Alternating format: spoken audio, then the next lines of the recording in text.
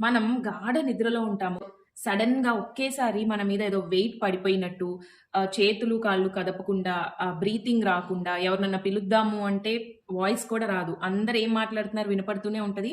కానీ పిలుద్దామంటే వాయిస్ రాదు. బ్రీతింగ్ ఆగిపోయినట్లు. ఇలా కొన్ని సెకండ్స్ పాటు ఉండి మళ్ళీ నార్మల్ స్టేజ్‌లోకి వచ్చేయటం మీలో ఎవరికన్నా జరిగిందా? ఇదేమి దయ్యం కాదండి. దీన్ని సైంటిఫిక్ లాంగ్వేజ్‌లో sleep apnea are sleep paralysis అంటాము. సో అసలు ఇది ఎందుకు జరుగుతది? రాకుండా ఉండాలంటే ఏం చేయాలి? ఈ వీడియోలో తెలుసుకుందాం. స్లీప్ పారాలైసిస్ అనేది ఒక న్యూరలాజికల్ ఫినామినా అండి. ఈ స్టేజ్‌లో ఏం జరుగుతదంటే మనం నిద్రపోయినప్పుడు మొత్తం మైండ్, బ్రెయిన్ మన మైండ్, బాడీ మొత్తం ఒక రిలాక్సింగ్ స్టేజ్‌లోకి వెళ్ళిపోవాలి. కానీ ఇక్కడ ఏం జరుగుతదంటే మన బాడీ ఒక్కటి రిలాక్సింగ్ స్టేజ్‌లోకి వెళ్ళి బ్రెయిన్ అన్నది యాక్టివ్‌గానే ఉంటది. బ్రెయిన్ అనేది మజిల్ లాక్ చేసేస్తది. మనం కదలకుండా. అంటే ఎందుకంటే బాడీ స్లీపింగ్ స్టేజ్‌లో ఉంది కాబట్టి ఆ మజిల్ లాక్ చేసే టైం వలన మనం కదలలేమనమాట.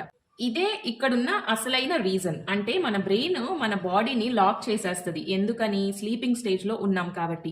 బట్ బ్రెయిన్ అన్నది యాక్టివ్‌గానే ఉంటది. దాని వలన మనం లేవాలన్నా గానీ, లేదంటే చేతులు కదపాలన్నా గానీ కదపలేకుండా పోతుంది. దీనిలో సింప్టమ్స్ వచ్చేసి మనం ఎర్లియర్ చెప్పుకున్నాం కదండీ! లైక్ ఊపిరి ఆడకపోవటం, పెద్ద వెయిట్ వచ్చేసి మన మీద పడిపోయినట్టు అనిపించడం, తర్వాత మన బాడీ మూవ్‌మెంట్స్ లేకపోవటం, తర్వాత అంటే ఇంకా హెల్యూసినేషన్స్ అన్నమాట. లైక్ ఏదో దయ్యం వచ్చేసింది, మన మీద పడిపోయింది అన్నట్టు. ఆ హెల్యూసినేషన్స్ ఇవన్నీ దీని సింప్టమ్స్ అండి. కారణాలు ఏంటి అంటే ఇర్రెగ్యులర్ స్లీప్ షెడ్యూల్. అంటే ఒక రెగ్యులర్ టైంలో పడుకోవటం, లేవటం అలాంటి అలవాట్లు లేకపోవటం.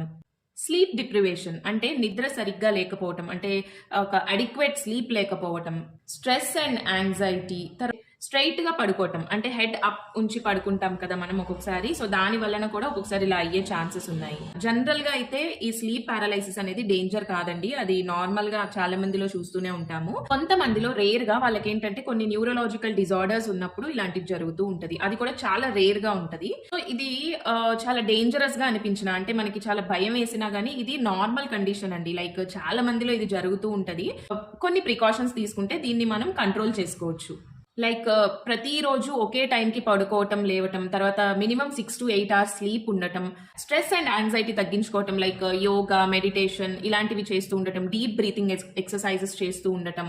అండ్ ఇంకోటి ఏంటంటే మనం స్ట్రైట్ గా పడుకోవడం కాకుండా సైడ్స్ కి పడుకోవటం వలన కూడా ఈ కండిషన్ ని మనం తగ్గించుకోవచ్చు. నాకైతే కొన్నిసార్లు ఇలా జరిగిందండి. సో మీలో ఎవరికన్నా ఈ ఎక్స్పీరియన్స్ జరిగిందా? నాతో కమెంట్స్ లో షేర్ చేసుకోండి. Thank you for watching.